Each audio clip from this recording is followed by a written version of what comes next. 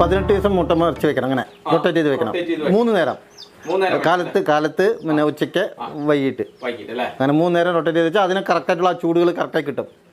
അത് തീർച്ചയായിട്ടും മക്കൾ. ഞാൻ കാലത്ത് വെച്ചാൽ പോവും, പിന്നെ വൈകുന്നേരം വരുള്ളൂ. ചിലപ്പോൾ ഞാൻ എന്തെങ്കിലും ചെയ്യും, ഇല്ലെങ്കിൽ അവർ തന്നെ ചെയ്യാറ്. സുഹൃത്തുക്കളെ നമസ്കാരം.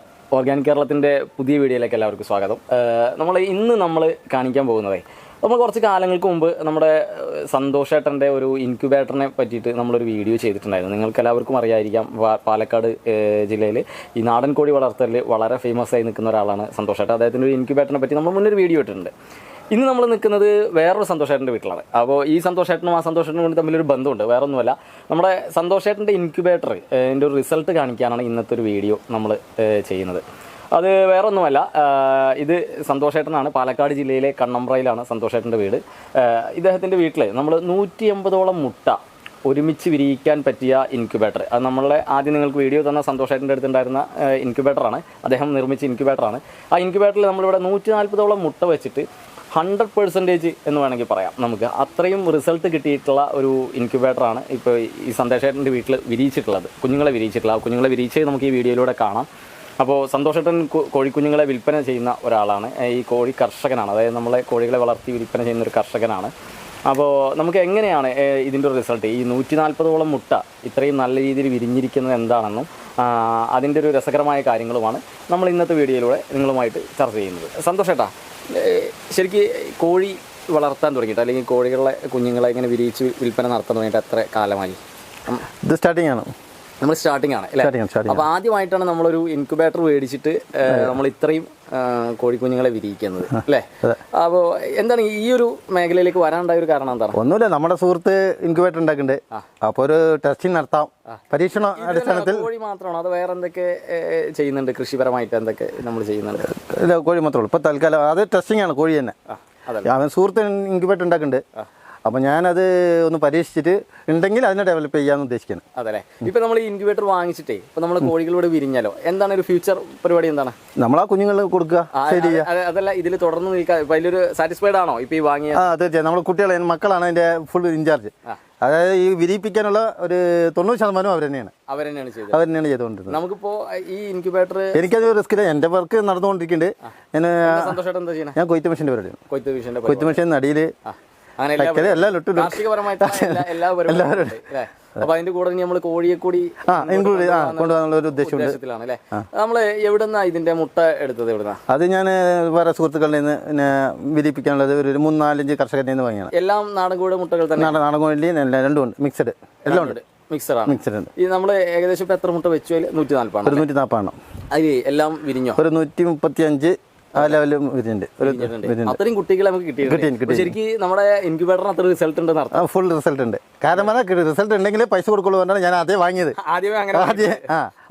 ഫുൾ വിരിഞ്ഞാൽ എനിക്ക് പൈസ തരില്ല, പൈസ തരില്ല എന്ന് പറഞ്ഞിട്ടുള്ള ഒരു എഗ്രിമെന്റ് ഞങ്ങളുടെ സുഹൃത്തുക്കളാണ്. അത് കാരണം ആ ഒരു എഗ്രിമെന്റിലാണ് ഞാൻ വാങ്ങിയിരിക്കുന്നത്. നമ്മളിപ്പോ കുഞ്ഞുങ്ങളെ വിൽപ്പന തുടങ്ങിയോ? എന്താണ്? തുടങ്ങിയില്ല, സ്റ്റാർട്ടിങ് ആയിട്ടുള്ളൂ. ഇന്നാണോ വിരിഞ്ഞു തുടങ്ങിയത്? 14-ാം തീയതി ഇന്ന് വിരിഞ്ഞു. അതായത് ഇന്നലെ മിനിഞ്ഞാന്ന് മുതൽ വിരിഞ്ഞു തുടങ്ങി. ഇന്നാണ് കറക്റ്റ് ഡേറ്റ്, വിരിയേണ്ട ഡേറ്റ്.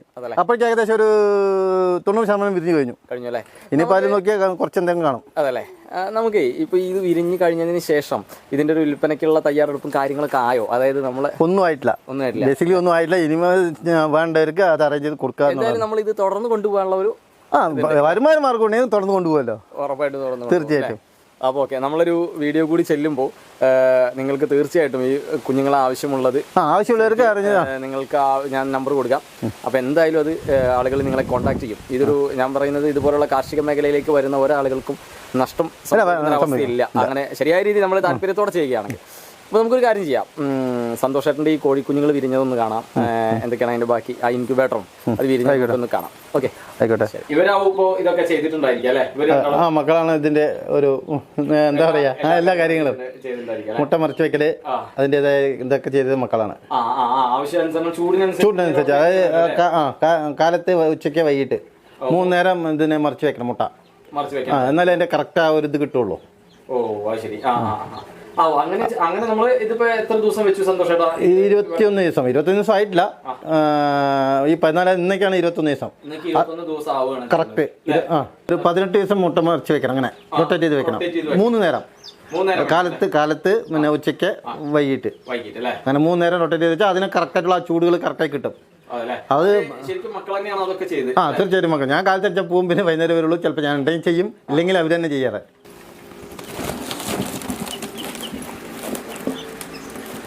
ഇതാണ് ഇൻക്യുബേറ്റർ അല്ലേ? അപ്പൊ ഇതിൽ ഇത്രയും ഇത് കിടക്കുന്ന എന്താ വെച്ചാൽ മുട്ട വിരിഞ്ഞു കഴിഞ്ഞ് ബാക്കി നമ്മളെ കുട്ടികളെ മാറ്റി. സന്തോഷേട്ടാ, ഇതിലേ നാടൻ കോഴി അല്ലാതെ വേറെ എന്താ ഇതിൽ വെച്ചിട്ടുള്ളത്? ഗ്രാമശ്രീ വെച്ചിട്ടുണ്ട് അല്ലേ? Okay okay. അപ്പൊ ഇതിപ്പോ ഇതൊക്കെ ഇന്ന് രാവിലെ വിരിഞ്ഞതാണോ? അത് വിരിഞ്ഞോണ്ടിരിക്കണം. അതാ കാണുന്നുണ്ട്. അത് ഇതാ ജസ്റ്റ് വിരിഞ്ഞോണ്ടിരിക്കണം. അത് വിരിഞ്ഞിട്ടില്ല. പിന്നെ കുക്ക് കുറച്ച് വിരിയാനുണ്ട്. ഇതിപ്പോ വിരിഞ്ഞോണ്ടിരിക്കണോ?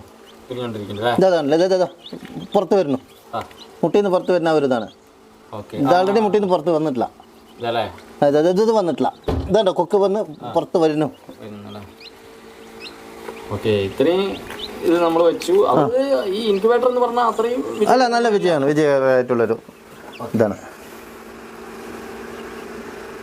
കൊള്ളാട്ടോ. ഇതൊക്കെ ഇന്ന് രാവിലെ ഇതിപ്പോ ആൾറെഡി വിരിഞ്ഞുകൊണ്ടിരിക്കുന്നതാണ്. ഇതാ നിങ്ങൾക്ക് ലൈവായി കാണാൻ പറ്റുന്നതാണ് ഈ വിരിഞ്ഞുകൊണ്ടിരിക്കുന്നത് തന്നെ. ഇപ്പൊ നമ്മളെ ഇപ്പൊ ഇതിൽ വിരിഞ്ഞിട്ട് നിങ്ങളുടെ ഇൻക്യുബേറ്റർ നല്ല വിജയകരമായിട്ട് കുഞ്ഞുങ്ങളൊക്കെ ആയി തുടങ്ങി, എല്ലാം റെഡി ആയിട്ടുണ്ട്.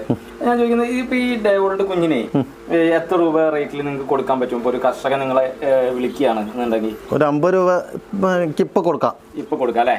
അതായത് നമ്മൾ ഈ കണ്ടീഷനിൽ ഒരു 50 രൂപയ്ക്ക് കൊടുക്കാം. അതായത് നാടൻ കുഞ്ഞുങ്ങള് അല്ലേ? ഓക്കെ.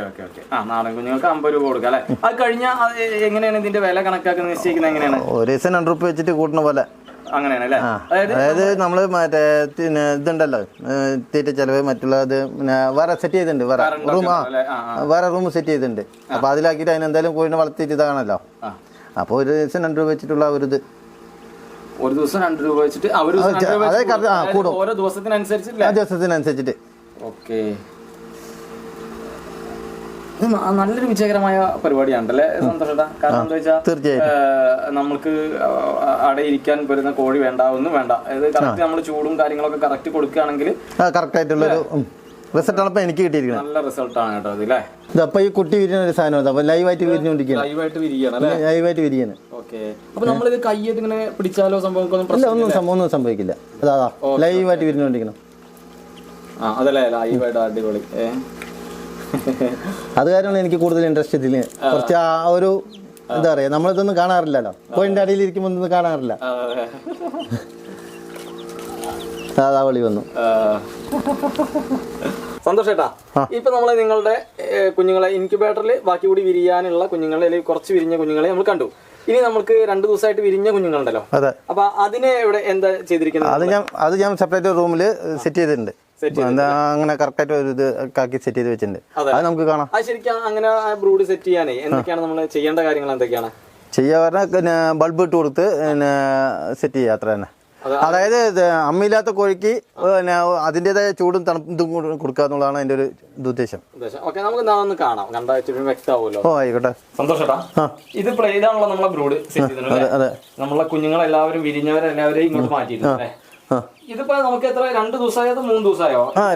ഇന്ന് കറക്റ്റ് പറഞ്ഞാൽ 21 ദിവസം. അതെ, അല്ല ഇന്നലേക്ക് വിരിഞ്ഞിട്ടുണ്ടല്ലോ. അപ്പൊ ഇന്നലെ വിരിഞ്ഞിട്ടുണ്ട്. 2 ദിവസത്തെ ഗ്യാപ്പ് ഉണ്ട് അല്ലേ?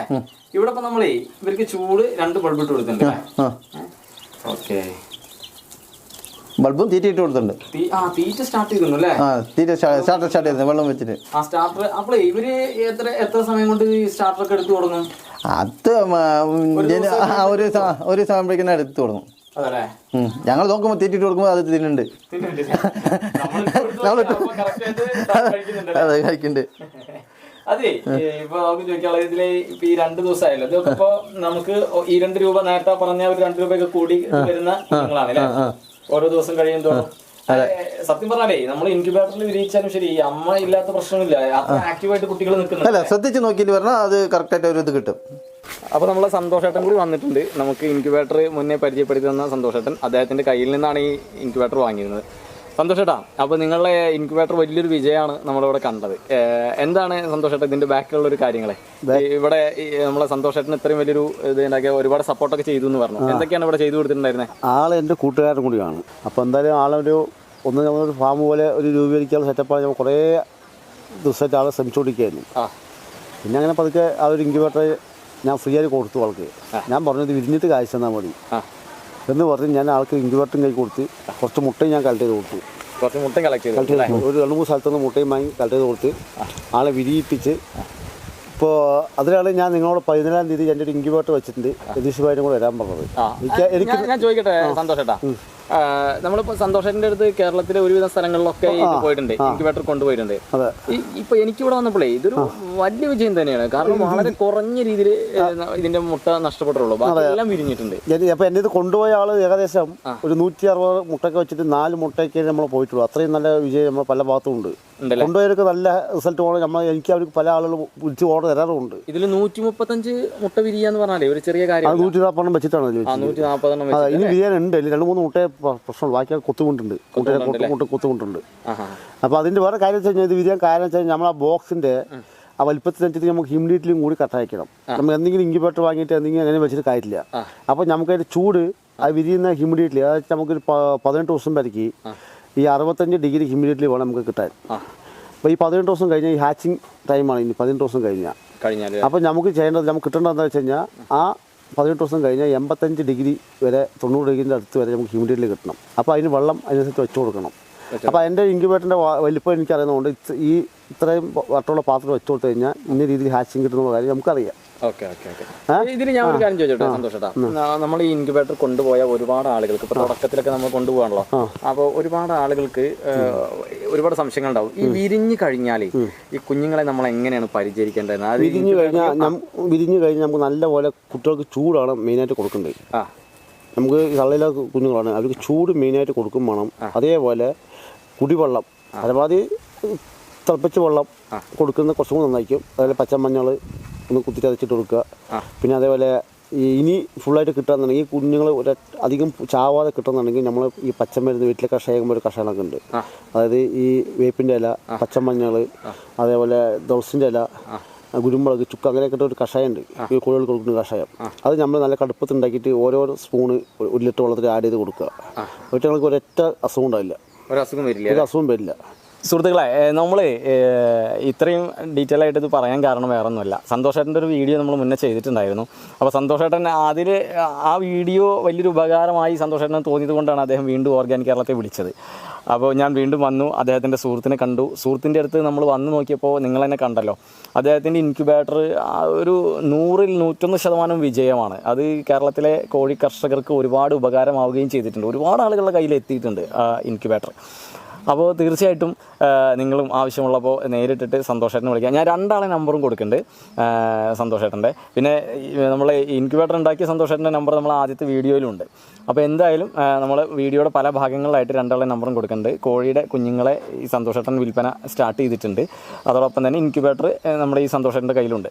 അപ്പോൾ തീർച്ചയായിട്ടും ഇവരെ പോലെയുള്ള കർഷകരെ കോൺടാക്ട് ചെയ്യുക. ഇവർ ഒന്ന് ഈ സന്തോഷേട്ടൻ തുടക്കമാണ്, അദ്ദേഹം ഇതൊരു വലിയൊരു വിജയകരമായത് കൊണ്ട് ഇത് മുൻപോട്ട് കൊണ്ടുപോകണമെന്ന് ആഗ്രഹിക്കുന്ന ആളാണ്. അപ്പോൾ ഇതുപോലെയുള്ള കർഷകർ തന്നെയാണ് നമുക്ക് വേണ്ടത്. അപ്പോൾ തീർച്ചയായിട്ടും ഓർഗാനിക് കേരളത്തിൻ്റെ കൂടെ ഉണ്ടാവുക, നമ്മുടെ ഈ വീഡിയോ എല്ലാവരിലേക്കും എത്തിക്കുക. നമുക്ക് ഇതുവരെ തന്ന സപ്പോർട്ട് എന്നും നൽകിക്കൊണ്ട് നമ്മുടെ കൂടെ തന്നെ ഉണ്ടാവുക. നമുക്ക് ഒട്ടും വൈകാതെ അടുത്തൊരു വീഡിയോയിൽ കാണാം.